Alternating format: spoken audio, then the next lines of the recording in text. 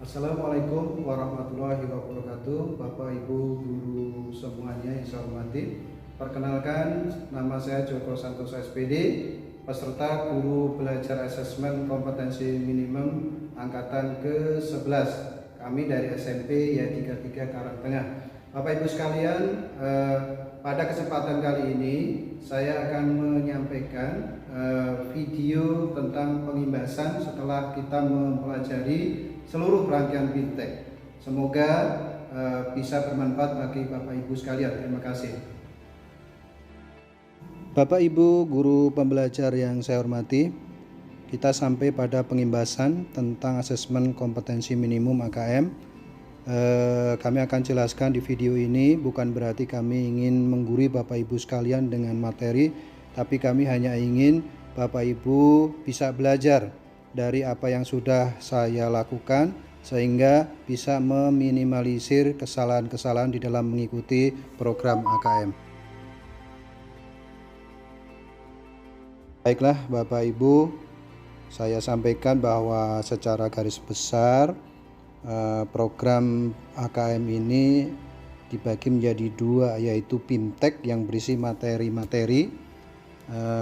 Materi ini harus Bapak Ibu selesaikan sesuai dengan waktu yang telah ditentukan, yaitu 32 jam. Berikutnya masuk ke program pengimbasan dengan upload video Bapak Ibu.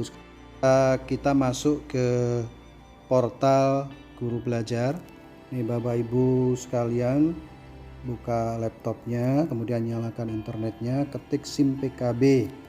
Nah, di SIM PKB itu ada portal layanan ya, portal layanan program GTK.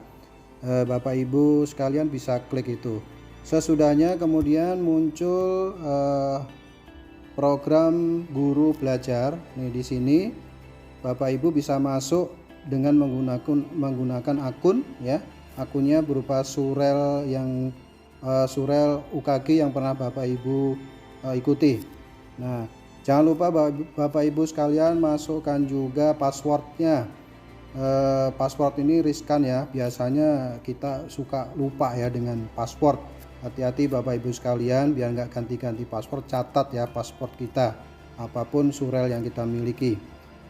Selanjutnya setelah kita masuk ke program ini, maka akan muncul seri-seri pelatihan yang Kemendikbud sudah launching atau yang belum launching ya. Kita akan lihat di sini ada seri masa pandemi COVID-19, kemudian ada pendidikan keterampilan, ada pendidikan inklusif, dan di sini ada asesmen kompetensi minimum. Nah, Bapak Ibu sekalian, ini yang sesuai dengan apa yang akan kita ikuti.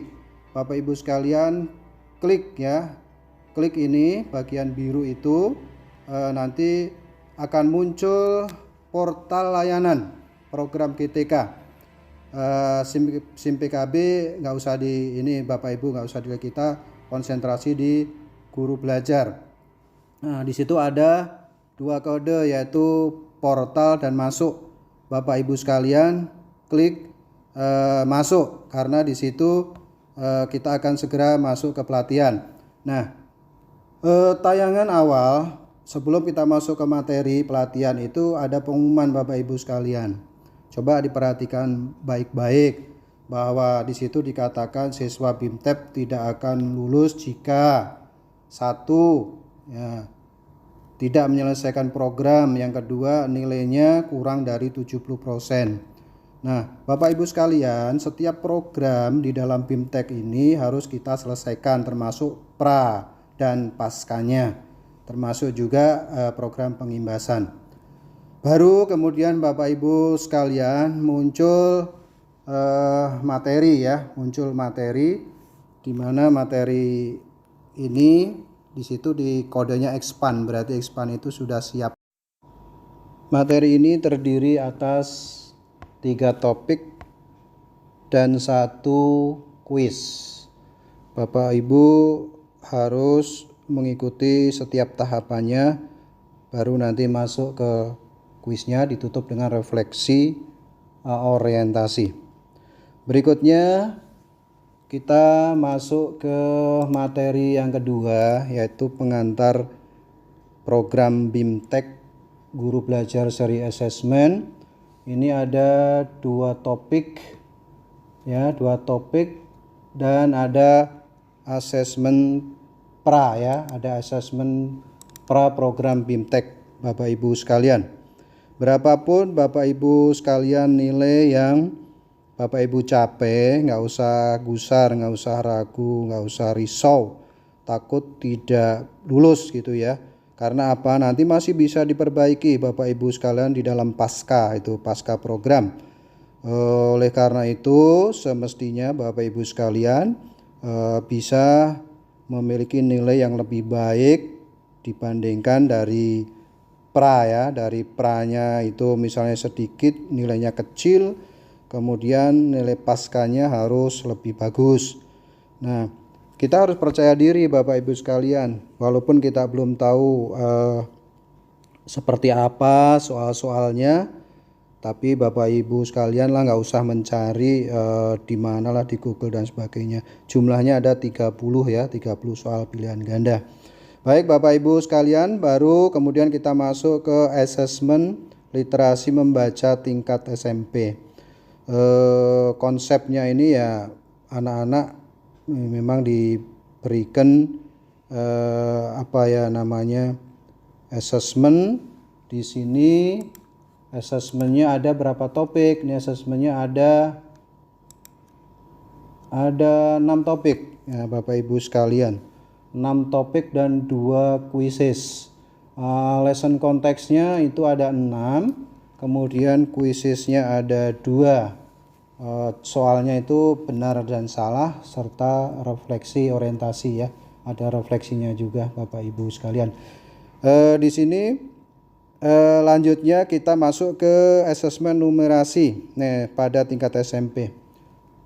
Asesmen numerasi ini saya sendiri mungkin agak mengalami kesulitan ya. Biasanya Bapak Ibu yang kita dari program non eksak itu kalau dihadapkan pada hitung-hitungan itu mikirnya nanti dulu ya. Nanti dulu, saya nggak bisa ini seperti apa gitu ya cara mengerjakannya. Nah Bapak Ibu sekalian, untuk mengatasi hal itu bisa belajar dari banyak link yang sudah disiapkan oleh dinas. Di situ kita harus banyak belajar. Ini mana sih model soalnya, ini mana sih model contohnya, kita pelajari. Nah memang benar Bapak Ibu guru, ternyata nggak susah ya. Setelah kita belajar mencari sumber-sumber yang lainnya, kita bisa membuat soal dengan baik. Nah pada akhir seri Bapak Ibu sekalian, setelah kita mempelajari materi tadi, maka dilakukan asesmen ya, asesmen pasca program guru belajar. Sebenarnya soalnya nih sama ya, soalnya sama dengan asesmen pra program belajar ya, sama persisnya. Memang ini untuk mengukur ya tingkat penguasaan Bapak Ibu sekalian sebelum dan sesudah kita memperoleh materi dari pembelajaran kita pada kesempatan ini. Harus nih minimal harus 70 ya Bapak Ibu sekalian. Baik, sesudah kita menyelesaikan semua program 100%, nah kita masuk ke program pengimbasan. Ini program pengimbasan yang seperti saat ini kita buat ini adalah program pengimbasan. Mengajak pada teman-teman yang lainnya supaya bisa mengikuti pelatihan-pelatihan model AKM yang lain, sehingga mereka bisa mempunyai pemahaman yang sama bagaimana mengupayakan perbaikan mutu pembelajaran di sekolah, termasuk bagaimana caranya meningkatkan kemampuan penalaran siswa sesuai dengan kompetensinya. Kita nggak lagi zamannya berorientasi pada nilai Bapak Ibu, tapi lebih bagus memang kita berorientasi kepada kemampuan kompetensi siswa pada jenjang, pada level, pada kompetensi berapa, pada jenjang level berapa, apakah 1, apakah 2. Nanti ada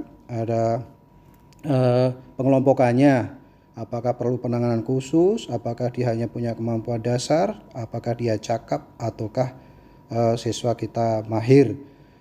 Bapak Ibu sekalian, pengimbasan ini setelah selesai ya tentunya kita akan tautkan ya, kirimkan ke Kemendikbud supaya video kita ini yang kita buat ini bisa menjadi bahan renungan atau bahan contoh bagi teman-teman yang lainnya. Oke, di akhir bagian ini kami mengucapkan terima kasih yang sebesar-besarnya. Sekian, wassalamualaikum warahmatullahi wabarakatuh.